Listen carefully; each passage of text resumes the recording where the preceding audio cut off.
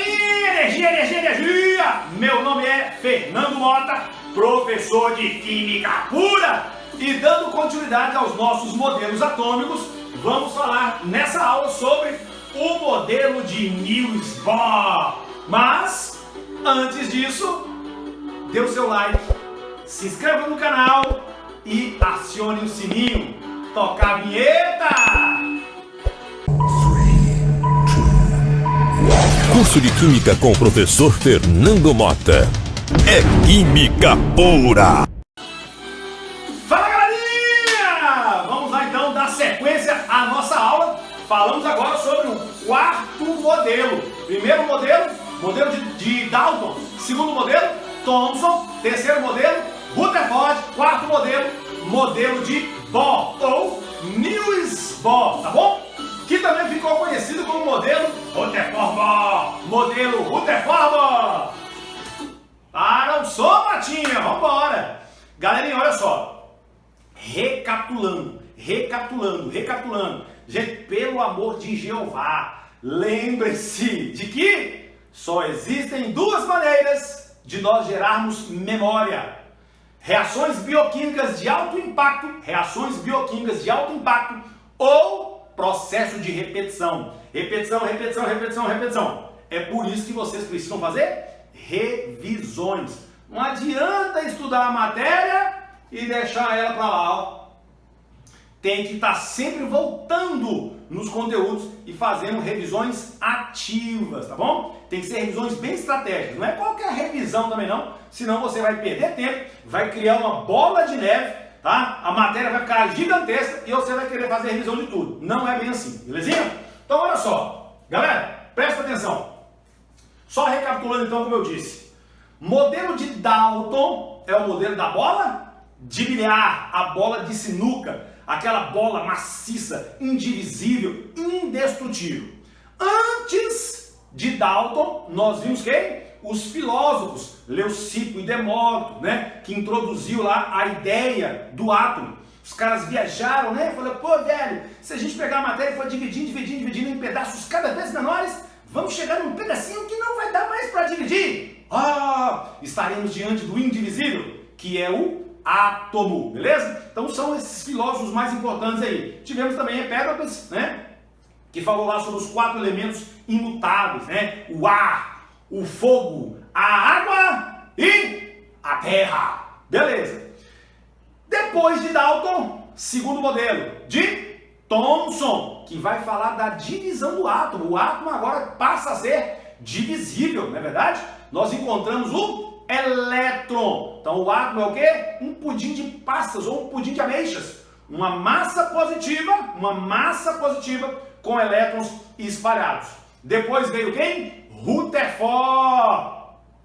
O átomo ele é o quê? Formado por um núcleo e órbitas circulares onde os elétrons se movimentam ao redor desse núcleo. A matéria, ela é descontínua, o átomo, ele é descontínuo, não é maciço, como pensavam Dalton e Thomson, belezinha? Só que aí tivemos problemas lá no modelo de Rutherford. Qual foi ali os problemas de Rutherford?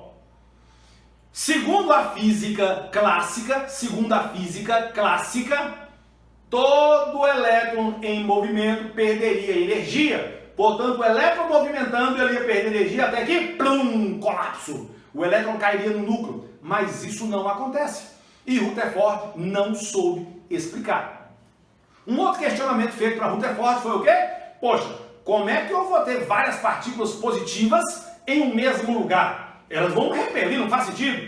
Aí ele sugere a existência dos nêutrons. No modelo de Rutherford não tem nêutron, pelo amor de Deus, não existe nêutron. Então, diante desses problemas aí, nós vamos ter, portanto, aí Bohr, que vai explicar essa estabilidade do elétron no átomo. Agora, veja bem, detalhes importantes. Bohr, ele criou o seu modelo com base no modelo de Rutherford. Bohr pegou bonitinho lá o modelo de Rutherford, fez algumas adaptações. Só que para isso ele usou as leis da física quântica. Aqui é que está o pulo do gato.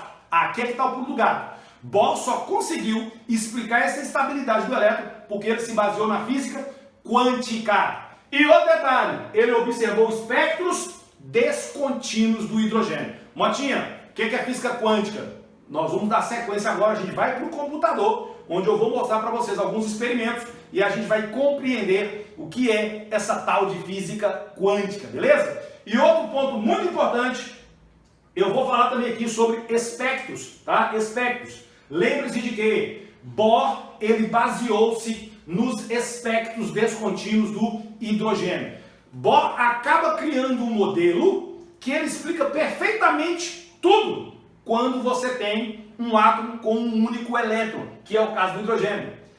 Aí Bohr vai ter problema, porque Bohr não consegue explicar experimentos realizados com átomos multieletrônicos. Ele conseguia explicar simplesmente fenômenos simples com átomos que só tem um elétron. Átomo que só tem um elétron é chamado de hidrogenoide. Escreve isso aí, hashtag OBS. Escreve isso aí, hashtag OBS.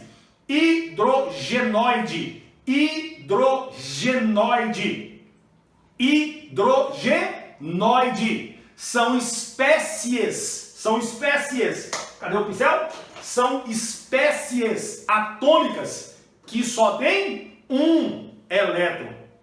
Hidrogênio só tem um elétron. Hidrogênio só tem um elétron. O hélio tem 2 elétrons, mas se for um hélio mais, quer dizer que ele perdeu o elétron, ele só tem um elétron. Mais à frente nós vamos falar mais como é que forma íons, tá bom? Mas o que são hidrogenoides? Espécies atômicas que só tem um elétron. Então, como o Bohr vai ter esse problema, vai surgir um novo modelo atômico. Mas antes disso, vamos embora para a tela, vamos compreender o que é essa tal de física quântica. Depois disso, a gente volta falando sobre os postulados de Bohr. Beijo no coração, me acompanhe. Fala, galerinha! Então vamos aí acionar turbinamente aí para a gente falar sobre os princípios da física quântica. Esse assunto aqui é doideira. Então vambora, galera. Olha só. Então, como eu havia dito para vocês, tá? Modelo de Rutherford. Ou Rutherford. Nós temos o núcleo. Lá no núcleo, o que existe no núcleo? O que existe? Prótons. No núcleo nós temos prótons. Existem nêutrons no núcleo do átomo de Rutherford? Não existe. Lembre-se de que nêutrons só vai aparecer em 1932 com o experimento de Chadwick. Então, o nêutron, ele aparece no modelo atômico atual, ou modelo moderno, tá bom? Ou modelo matemático. E aqui nós temos a eletrosfera. A eletrosfera é a região onde estão os elétrons. Então nós temos 2 regiões aí para o átomo de Rutherford. Eletrosfera e o núcleo. Núcleo contendo prótons, eletrosfera contendo os elétrons. Lembrando que, segundo Rutherford, eu tenho aqui o que? Órbitas circulares e os elétrons estão girando nessas órbitas circulares ao redor do núcleo. E aí eu comentei para vocês sobre o dilema, né? O problema que deu essa fala do Rutherford, que foi a questão da estabilidade do elétron. Como pode o elétron ficar estável no átomo se ele está em movimento? Já que a física clássica diz que todo corpo em movimento vai perder energia. Aí nós temos 2 detalhes aqui importantíssimos. Existe a física clássica e existe a física quântica, também chamada de física moderna, beleza? Galera, alguns também escrevem assim, ó, mecânica clássica, mecânica quântica, tá? Enfim, o que é a física clássica? A física clássica é a física que estuda o movimento de corpos grandes. O que são corpos grandes, Motinha? Planeta é um corpo grande, o elefante é um corpo grande, a formiga, muriçoca, mosquitim, isso tudo é corpo grande. Esses corpos grandes são corpos em que vão ser os seus fenômenos, né, vão ser explicados pelas leis de Newton. Então, seu maior destaque aqui da física clássica são as leis newtonianas. Só que aí, meus queridos, as leis de Newton são válidas, top da galáxia, para corpo grande. Quando fala-se de corpo pequenininho, da grandeza de átomos, elétrons, prótons, a física clássica ela é falha. Aí entra a danadinha da física quântica. Então a física quântica é a física que estuda o movimento de corpos pequenos, dimensões atômicas. E essa física ela foi introduzida pelo físico alemão Max Planck em 1900. Então olha só, então nós temos aí duas físicas. A física que vai explicar os fenômenos de corpos grandes e a física que vai explicar os fenômenos de corpos pequenos da grandeza atômica. O que foi o detalhe de Rutherford? Não é que o Rutherford estava errado, mas o lance é que Rutherford, baseando-se na física clássica, teve problema. E aí o que Bohr fez? Introduziu a explicação dessa estabilidade do elétron no átomo pela física quântica. Agora, vamos embora ver isso aqui, quer ver? Olha só.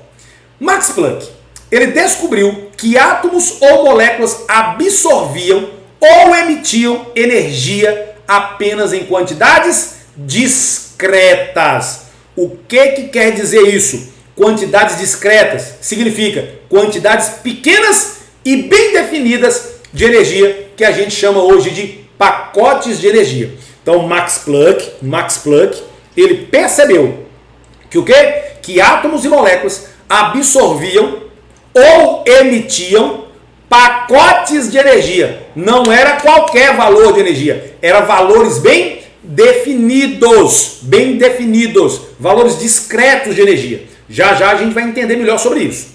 E aí, ele introduz um conceito que é chamado de quantum. Fiquem atentos às palavras que eu coloquei maiúsculas. Discretas, quantum. O que é o quantum? É o valor mínimo de energia absorvida ou emitida na forma de energia radiante, que também é chamado de energia eletromagnética ou ondas eletromagnéticas.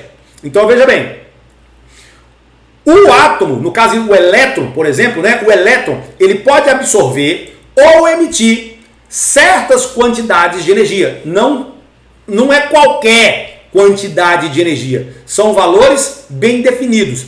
E esse valor que o elétron pode absorver, existe um valor mínimo, ou valores múltiplos desse mínimo. Lembra que esse mínimo é o quantum de energia. Esse mínimo é o quantum de energia. E os múltiplos desse quantum, tá, seria chamado de quanta, que é o plural de quantum, quanta. Então quanta é o plural. Por isso nós temos o quê? Que a energia ela é descontínua ou quantizada. Então esse carinha aí, o Max Planck, foi ele que introduziu, portanto, aí a tal da física quântica. A gente vai ver alguns experimentos e nós vamos entender melhor aí essa fala aqui do Planck. Então beleza, vamos agora entender então e compreender melhor essa paradinha aqui. O que é clássico e o que é quântico? Clássico versus quântico, de forma bem simples. Olha aqui, esse patamar aqui, ó, né? Se você chegar nesse patamar aqui, ó, você vai ter uma certa energia potencial, correto? Se você vier para esse patamar através dessa rampa, você concorda comigo que eu vou ter uma variação de altura que contínua, Portanto, eu vou ter aqui vários valores possíveis de energia até chegar nesse patamar, concorda? Lembra lá da física clássica? Energia potencial é igual a quê? mgh. Então a altura aqui, ó, vai variar infinitamente. Vamos falar assim, vai ter uma variação infinita aqui, ó. Todos os valores possíveis de altura aqui, ó. Então, pela rampa é possível passar por vários valores de energia. É possível vários valores de energia. Ou seja, isso aqui é um processo contínuo. Agora, vamos supor que você suba, venha aqui para esse patamar através de uma escada. Olha lá, Para você passar pela escada, você só vai poder pôr o pé aqui, aqui, aqui, até chegar no patamar. Ou seja, aqui não é possível todos os valores possíveis, né, de energia. É somente alguns valores. Isso aqui é quântico. Isso aqui é quântico. Então, quando a gente fala sobre quântico, é porque não é uma coisa contínua. Só é permitido alguns valores. Imagina você chegando na padaria. Sua mãe fala com você assim, ó: ô Pedro, João, ô Maria, ô Vitória, vai lá na padaria comprar leite pra mamãe. De cara você pergunta: quantos litros, mamãe? Aí sua mãe fala assim: 5 litros, que eu vou fazer aqui uma pamonha. Oh, delícia. 5 litros. Repare que quando você chega lá no supermercado, você vai, ou na padaria, você vai encontrar o quê? Pacotes de 1 litro. Esses pacotinhos é quântico. Olha só, não tem como você chegar lá e comprar 4,8 litros de leite, 3,5 litros de leite. Não tem como você chegar lá e comprar, eu quero só 200 ml de leite. Não, você só pode comprar múltiplos de 1 litro, porque os pacotinhos são pacotinhos de 1 litro. Então isso é quântico, isso é quântico. Aí o que acontece? Se você observar a luz, e aí o nosso amigo Einstein, né, ele percebeu isso, que a luz, aparentemente, ela parece ser o quê? Contínua. Olha para esse desenho aqui, ó, uma lanterninha. Então a luz parece ser contínua, mas quando você dá como se fosse um zoom, imagina você dando um zoom na luz para enxergar mais de pertinho, a luz é cheio de pacotinhos de energia. A luz não é contínua. Galera, lembra lá do átomo? O que o Rutherford mostrou? Rutherford mostrou que existia o núcleo, grandes espaços vazios e os elétrons, ou seja, a matéria não é contínua. Assim como a energia também não é contínua. A energia ela é quântica. Então, ó, o que Max Planck descobriu? Descobriu que átomos ou moléculas absorviam ou emitiam energia apenas em quantidades discretas. O que são quantidades discretas? Quantidades pequenas e bem definidas, que são aqueles patamares lá da escada. Fazendo analogia aí, fazendo a analogia.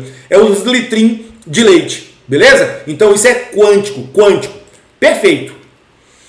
Aí, em 1905, Albert Einstein chamou os quanta de Max Planck de fótons e estabeleceu ainda que a energia tem massa. Aí ele lança aquela formulazinha dele famosa, né? Energia é igual mc ao quadrado.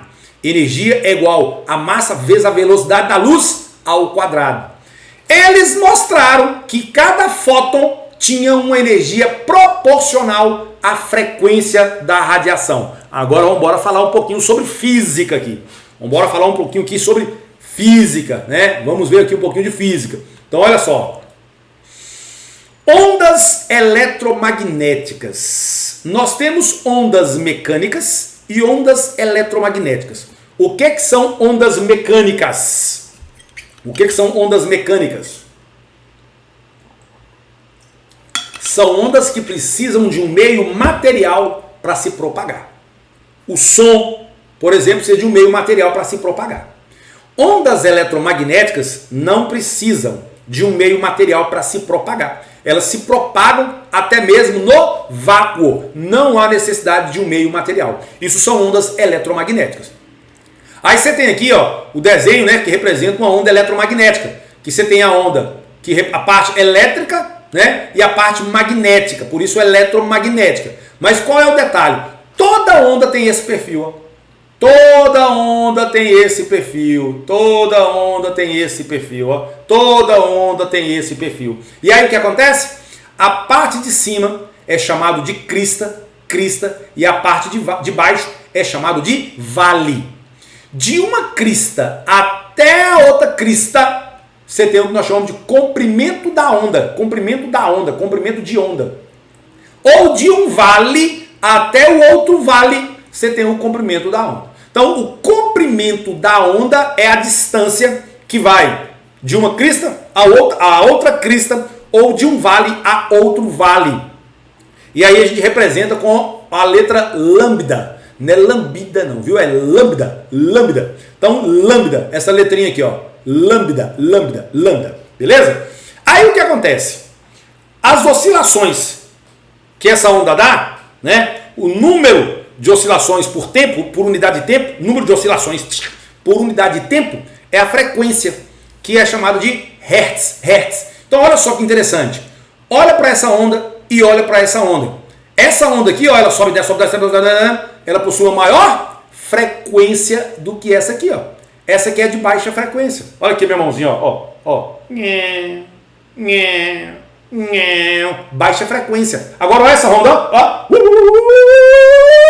Alta frequência. Olha só o comprimento da onda aqui. O comprimento da onda aqui é menor. O comprimento da onda aqui é maior. Quem tem baixa frequência tem comprimento de onda maior.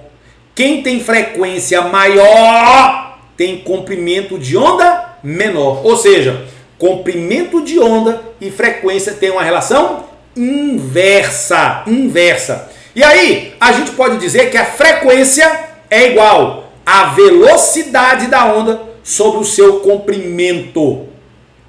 Frequência é igual velocidade da onda sobre o seu comprimento. Galera, aí o que esses caras fizeram, tá? O que esses caras fizeram? Eles observaram que a energia de um fóton, tá? Que a energia de um fóton era o quê? Igual a uma constante que ficou conhecida como constante de Max Planck vezes a frequência. Se eu substituir a frequência por essa equação aqui, ó, C sobre lambda vai dar essa aqui, H vezes C sobre lambda. Ou seja, a energia do fóton, tá? A energia lá da onda é diretamente proporcional à frequência.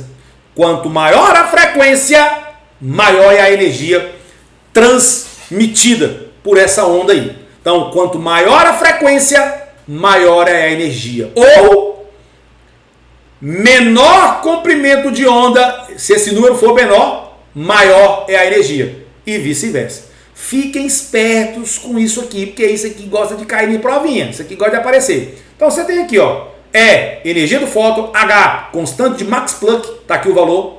F, frequência da radiação. C, velocidade da radiação. E lambda, o comprimento de onda. Agora veja bem, vamos olhar aqui, ó. Repare esse desenhozão aqui, ó, bonitão, bonitão, bonitão, bonitão. Eu tenho aqui a onda, ó. O que está acontecendo com a frequência? O que está acontecendo com a frequência? O que está acontecendo com a frequência? Ó o mouse, ó o mouse, ó o mouse, ó o mouse, ó o mouse, ó o mouse, ó o mouse. A frequência está aumentando. Repare que a frequência para lá está aumentando. Se a frequência está aumentando, o comprimento de onda está diminuindo. Não se esqueça disso. Não se esqueça disso. Ó, comprimento de onda. Olha lá, ó, frequência. Ó. Se a frequência da onda aumenta, o comprimento de onda diminui. Fique esperto que o povo às vezes fala o contrário e você buga a cabeça. Se o comprimento de onda for menor, a frequência é maior. Se o comprimento de onda for maior, a frequência é menor. Relação o quê? Inversa. Relação inversa. Aí, galerinha, o que acontece? Nós temos aqui vários exemplos de ondas eletromagnéticas. Raio gama, que são raios de alta frequência, raio X, ultravioleta, luz visível, que são as luzes que representam, as cores que representam o arco-íris. Luz visível, o que é uma luz visível, Mota? Uma luz visível é a que você vê. A que você não vê é luz invisível. Você vê raio X? Não vê. Você vê ultravioleta? Não vê. Você vê infravermelho? Não vê. Quais são as cores? Quais são as luzes que você vê? Somente essas luzes aqui, ó. Que é chamado luz visível, tá bom? Que vai de ondas de 700 nanômetros, nanômetro, 700 vezes 10 a menos 9 metro. Metro é a medida de comprimento. Então é 700 vezes 10 a menos 9 metro. Então de 700 nanômetros a 400 nanômetros eu tenho aí a luz visível. Te pergunto, quem tem mais frequência? O vermelho ou o violeta? Quem tem mais frequência, ou quem tem maior frequência? Qual é a onda que tem maior frequência? Vermelho ou violeta? Qual onda que tem maior frequência? Violeta, porque tem comprimento de onda menor. Quem tem comprimento de onda menor tem maior frequência. Quais dessas cores transmite mais energia? Toda onda transmite energia. Quais dessas cores transmite mais energia? Violeta, porque o violeta tem maior frequência, o violeta tem menor comprimento de onda. Fique esperto nisso aí, tá bom? Então essas são as 7 cores aí do arco-íris que diz respeito às cores que nós enxergamos, portanto são chamadas de luz visível. Aí, aqui você tem o infravermelho, nós não enxergamos infravermelho. O infravermelho, ó, ultravioleta, emitido pelo Sol. Ultravioleta, emitida pelo Sol. Que causa o quê? Câncer de pele. Não é verdade? Câncer de pele. Aí você vai lembrar o quê? Camada de ozônio. A camada de ozônio retém, filtra aí esses raios ultravioleta, né? Só que não é suficiente. A gente tem que passar protetor solar para se proteger mais ainda. Infravermelho, radiação dos controles remotos que a gente usa em casa. Controle de televisão, tá? Esses controles remotos. É tudo no infravermelho. Aí você vai ter micro-ondas, que já tem o quê? Uma frequência menor. Rádio, ondas baixas. Aí você tem aqui, ó, radiação não ionizante, radiação ionizante. O que é uma radiação ionizante, Mota? É uma radiação que é capaz de transformar partículas em íons. Então você tem ali um átomo neutro, essa radiação passa, arranca elétron e esse cara vira um íon. Por isso é chamado de radiação ionizante. Ionizante, beleza? Vamos tomar uma água aí. Esse negócio é muito massa, viu? Então nós temos aqui o espectro, né? Isso aqui é chamado de espectro. E aqui o espectro da luz visível, tá? Lembra, galera? Lembra, viu? Não se esqueça disso, tá? Menor comprimento de onda, maior frequência. Maior frequência, maior é a quantidade de energia. Aí, veja bem, olha só que interessante esses experimentos aqui, ó. O que Max Planck ele percebeu, né? E, consequentemente, aí, Bohr, utilizando desses estudos aqui, ele acaba criando o seu modelo. Então, Bohr, lembra que eu falei lá anteriormente? Que Bohr criou o seu modelo com base nos espectros do hidrogênio. Olha só que fantástico. Se você pegar uma luz branca, tá? Essa luz de lâmpada, a luz do sol, que é chamada de luz branca, se essa luz passar por um prisma, né, chamado prisma de Nicol, essa luz ela vai sofrer uma dispersão. Lembra que isso aqui é uma luz branca. Luz branca é uma luz que compõe todas as frequências do espectro visível. Olha lá, uma luz branca, ela contém comprimentos de onda de 700 a 400 nanômetros. Então é uma luz que contém ondas em todas essas frequências aí. Quando você passa essa luz pelo prisma de Nicol, essas ondas se dispersam, elas se separam. E aí você consegue enxergar as 7 cores, uma do lado da outra, de forma contínua. Então isso aqui é um espectro contínuo. Isso é um espectro contínuo. Repare que as cores são continuadas. Não tem brecha, não tem vão. Agora, se você pega um gás, lembra lá do tubo de Crookes? O que os caras fizeram no tubo de Crookes? Colocaram um gás lá dentro, aumentou a DDP, diminuiu a pressão lá dentro, de repente deu uma luz. Tá? Então, o que está acontecendo, o que eu estou mostrando aqui é justamente aquela luz. Então, aquele brilho, que a gente chama de energia radiante. O que é uma energia radiante? O que é uma energia radiante? Energia em forma de ondas eletromagnéticas. Então, essa luz passou pelo prisma de Nicol e gerou um espectro de emissão. Só que olha só, ele não aparentou todas as cores. Ele aparenta só essa aqui, ó.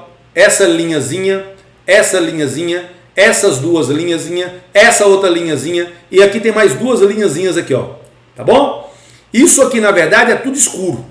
Tá bom? Tudo escuro. Então, apresentou raias, tá? Ou também chamado de linhas espectrais. Linhas espectrais.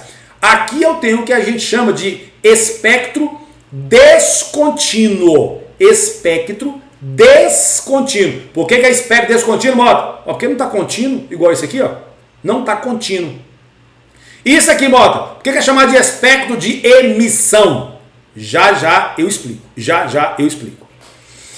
E no outro caso, pegou a luz branca, passou pelo gás, um gás frio. Aí o que aconteceu? O restante da luz passou para cá e pum! Deu um espectro.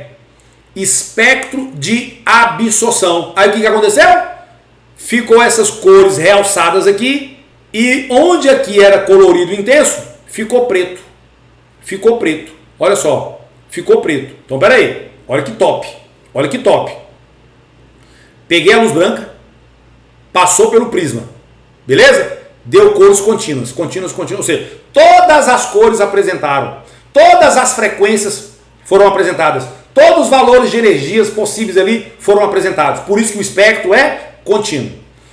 Pegou o gás. Esquentou o gás. Deu a luz.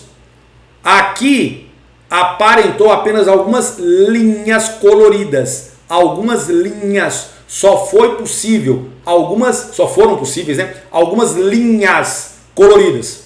Aqui, pegou a luz branca, a mesma luz dessa, que gerou um espectro contínuo, só que passou essa luz por um gás. O restante da luz saiu.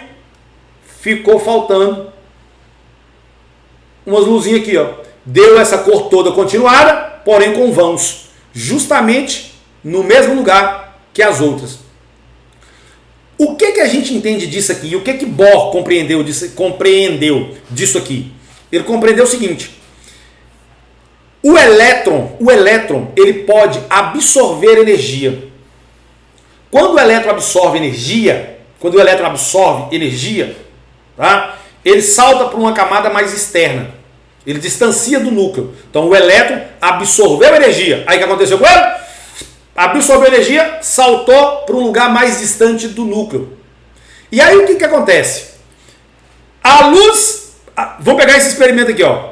A luz passa pelo gás. Aí o que o gás fez? Os elétrons absorveram alguns valores de energia e o restante da luz passou. Ou seja, faltou aqui justamente a energia que foi absorvida pelo gás. Por isso aqui é chamado de espectro de absorção ou linhas de absorção. De novo, a luz passou pelo gás.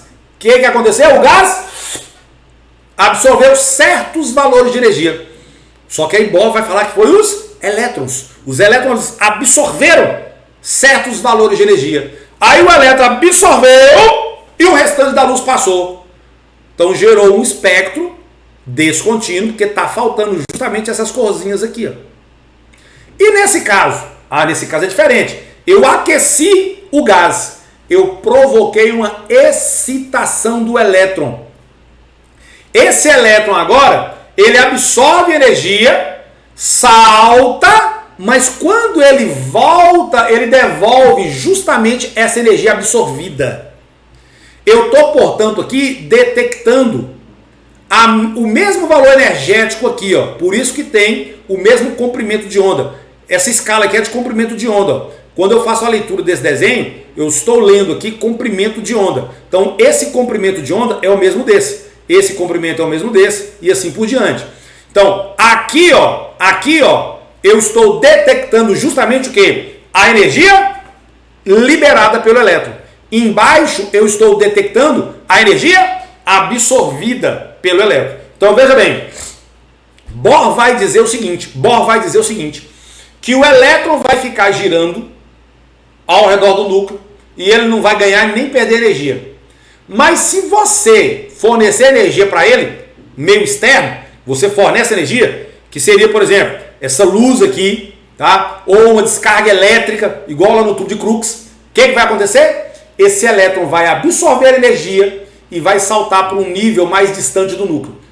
Absorve e salta. Depois ele volta e devolve essa luz em forma, essa energia, né, em forma de luz, que é justamente a luz que você está enxergando aqui. Ó. É justamente a luz que você está enxergando aqui. Só que aqui já é o contrário. Aqui você está percebendo o quê? A ausência de luz, que é justamente o momento que ele absorve, tá bom? Então, você tem o espectro contínuo, tá? E cada elemento químico tem um espectro próprio. Olha que lindo, gente. Cada tipo de elemento químico tem um espectro próprio. Você consegue identificar o tipo de átomo pelas linhas espectrais. E aí nós temos o que a gente chama de espectroscopia. Espectroscopia, tá? É justamente a tecnologia e a ciência que a gente utiliza para determinar os elementos em uma determinada amostra. Então, eu consigo identificar um elemento químico pelo seu número de prótons e também consigo identificar um elemento químico pelas suas linhas espectrais, pelo seu espectro descontínuo. Bohr, quando criou o seu modelo atômico, ele baseou no modelo do hidrogênio. Ele baseou nesse espectro aqui, ó, do hidrogênio. Eu te pergunto, isso que você está vendo aqui embaixo, são linhas de absorção ou linhas de emissão? Isso aqui são linhas de quê? Linhas de absorção ou linhas de emissão? Linhas de emissão. O ideal é que se isso aqui fosse preto, tá? Mas é só mesmo para vocês perceberem o seguinte, não saiu todas as cores. Saiu apenas essas aqui, ó, que estão realçadas. E aqui, saiu todas as cores, menos esse raio preto aí, ó. Porque aqui a energia foi absorvida, aqui foi emitida. Então aqui, ó, são espectros de emissão, tá bom? Então, show de bola. Aí agora a gente vai, propriamente dito, para o modelo de Bohr. Porque Bohr, quando cria seu modelo, ele cria o modelo justamente aí, baseando no espectro do hidrogênio. Então, próxima aula, vamos falar sobre os postulados de Bohr, beleza? E energia. Curso de Química com o professor Fernando Mota.